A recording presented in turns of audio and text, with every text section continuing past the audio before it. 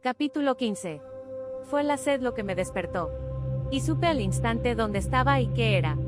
No tuve sueños mortales de vino blanco muy frío ni de la verde y fresca hierba bajo los manzanos del huerto de mi padre.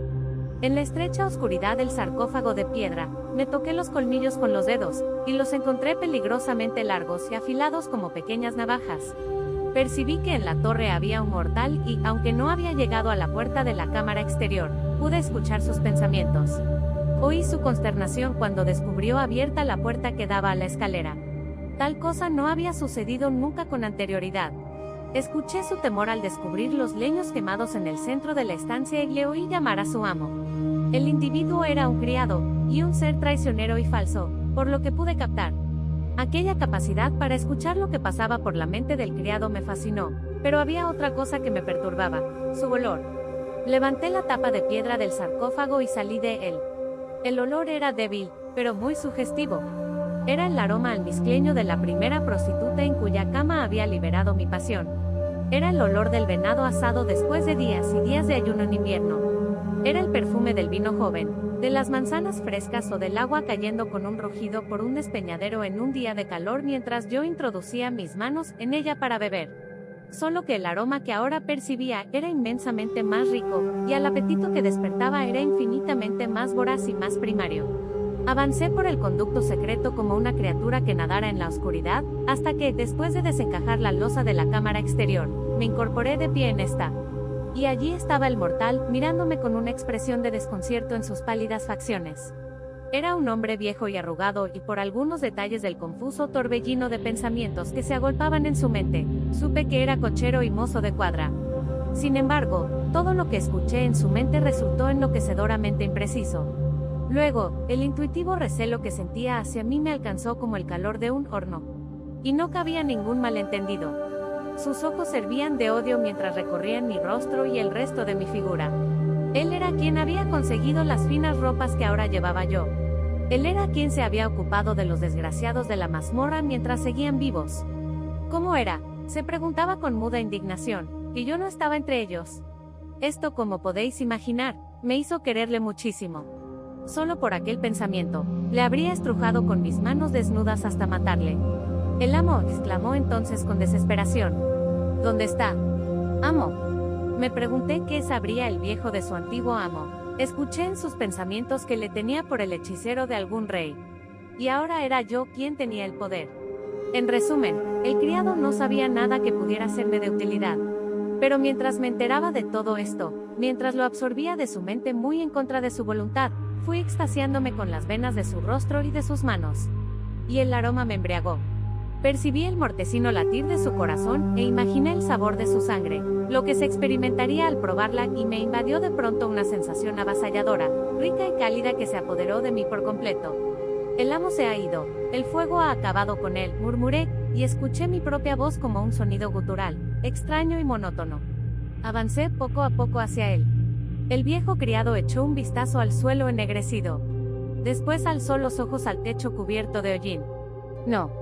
Eso que dices es mentira, replicó enfurecido. Y su cólera destellaba como un faro ante mis ojos. Noté su mente llena de rencor y sus desesperados pensamientos. Pero, qué aspecto tan delicioso tenía aquella carne viva. Me sentí dominado por un apetito despiadado. Y él se dio cuenta. De un modo errático e irracional, el viejo lo notó y, dirigiéndome una última mirada torva, echó a correr hacia la escalera. Le alcancé inmediatamente. De hecho, me resultó tan sencillo que disfruté con la captura. En un momento dado, deseé mentalmente extender los brazos y reducir la distancia entre el viejo y yo.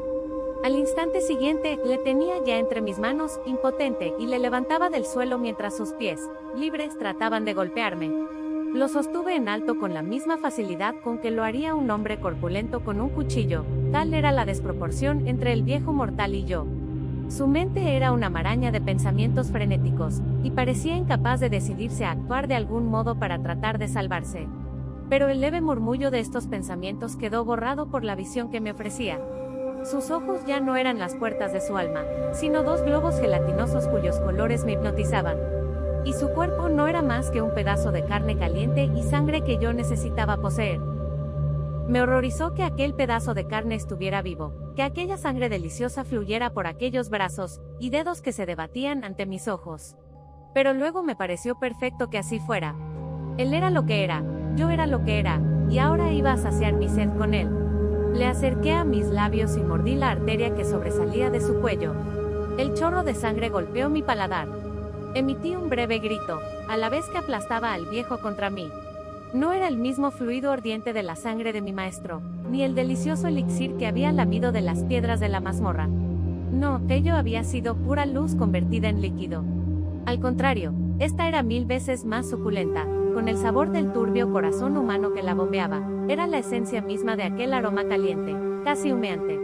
Noté que mis hombros se alzaban, que mis dedos se clavaban todavía más en su carne y que casi surgía de mi cuerpo una especie de zumbido. Mi única visión era su pequeña alma jadeante. Mi única sensación era la de un abandono intenso. Tuve que aplicar toda mi fuerza de voluntad para, justo antes del momento final, apartarle de mí. Cuánto deseé sentir cómo se detenía su corazón. Cuánto anhelé notar cómo los latidos se espaciaban hasta cesar, saber que había poseído a aquel mortal. Pero no me atreví. Su cuerpo resbaló pesadamente entre mis brazos. Los suyos quedaron abiertos sobre las losas del suelo, y el blanco de sus ojos asomaba bajo sus párpados entreabiertos. Y me sentí incapaz de apartar aquel cuerpo de mi mirada agonizante, lleno yo de muda fascinación ante su muerte. No se me escapó el menor detalle. Escuché su último suspiro y vi cómo su cuerpo se abandonaba a la muerte, sin resistirse. La sangre me calentó. La noté latir en mis venas. Cuando lo toqué con las palmas de las manos, mi rostro estaba ardiendo. Mi vista se había hecho extraordinariamente penetrante y me sentía más fuerte que cuanto podía imaginar.